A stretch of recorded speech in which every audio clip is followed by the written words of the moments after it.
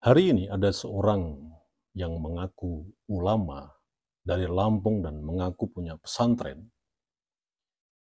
Saya nggak tahu orangnya, siapa itu namanya, dan itu nggak penting. Yang intinya menantang debat secara terbuka kepada Kiai Haji Imanuddin. Dari keterangannya yang saya lihat, saya yakin sekali orang ini tidak punya antitesis terhadap tesis Kiai Haji Imanuddin. Artinya apa? Jadi orang ini dalam menginterpretasikan sebuah tesis itu hanya atau itu bisa didebat layaknya debat-debat politik yang ada di TV-TV swasta itu. Ya meski orang ini cacat berpikir mengenai tesis dibalas dengan antitesis, tapi oke lah, nggak penting. Yang terpenting adalah seperti yang saya katakan di video saya sebelumnya, Taufik Asgab sudah lari sembunyi, tidak berani menerima tantangan dari Kiai Haji Imad. Dan sekarang muncul orang yang terang-terangan menantang Kiai Haji Imad. Oke Pak Kiai, gaspol, jangan kendur, jangan lemah, jangan nyali, karena tantangannya ini kebanyakan juga ya tidak punya kapasitas orang ini. Pak Kiai Imanuddin sedang diuji, tapi sama orang yang tidak punya kapasitas soal nasab Nabi. Pekok, asu tenan. Dari banyaknya jawaban atas tesis Kiai Haji Imad, kelompok Ba'alawi klaim bahwa PowerPoint atau risalah yang ditulis Muhammad Hanif, menantu Rizik Syihab, adalah antitesis Kiai Haji Imad. Bahkan diduga, digarisbawahi, mewakili kelompok mereka sebagai satu-satunya antitesis yang resmi atas tesis Kiai Haji Imad.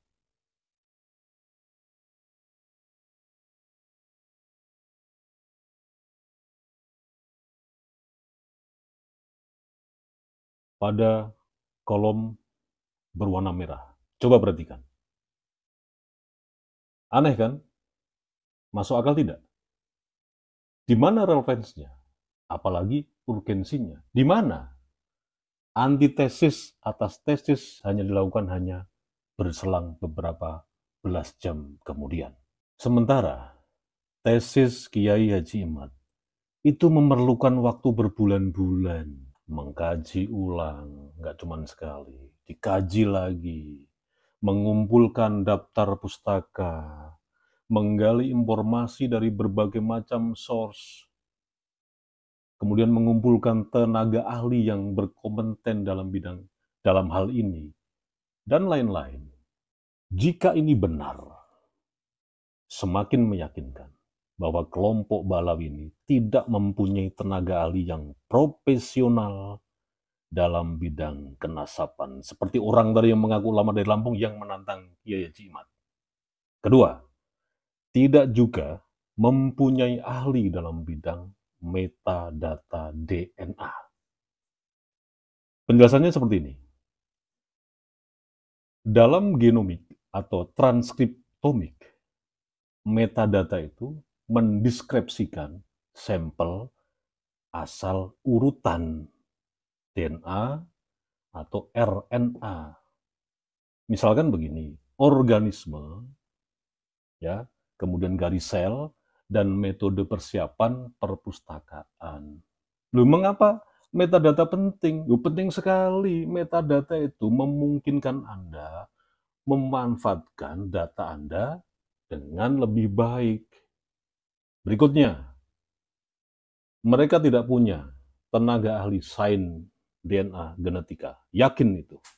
Dan yang ketiga, tidak mempunyai ahli komunikasi massa, apalagi ahli sejarah terkait silsilah zuriyah Rasulullah Shallallahu Alaihi Wasallam.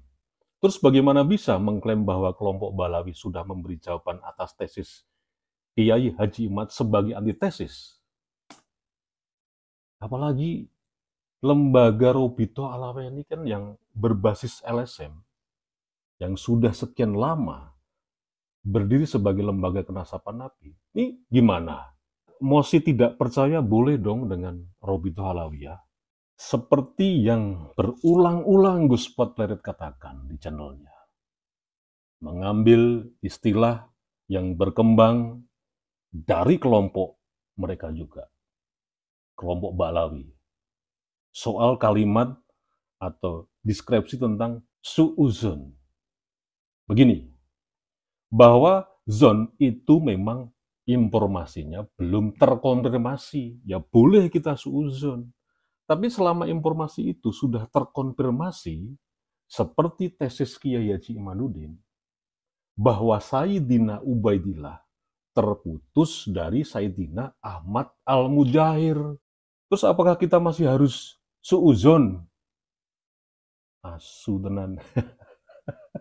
Ini perang data, woi.